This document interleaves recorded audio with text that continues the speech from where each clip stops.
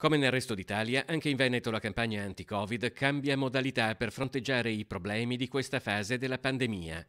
Per intercettare le varianti, a partire da quella inglese, presenti oramai in tutta la regione, saranno utilizzati test di laboratorio più rapidi rispetto a quelli molecolari.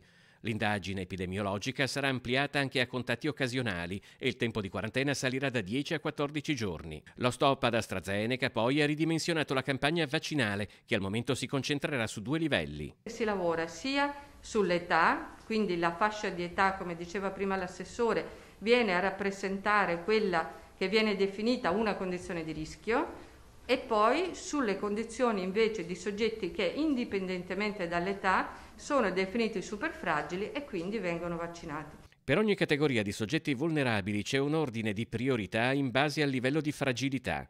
Le vaccinazioni dei servizi essenziali rimangono solo per le categorie per le quali erano già state avviate, come il personale scolastico e le forze dell'ordine. Sono inoltre in corso, con numeri e modalità differenti a seconda delle aziende sanitarie, le convocazioni degli ultraottantenni per SMS, chiamata telefonica o lettera. La vaccinazione delle prime tre classi si avvia alla conclusione. Per quanto riguarda la prima dose, l'84,2% dei nati del 41, l'82,4% dei nati del 40, il 72,9% dei nati del 39.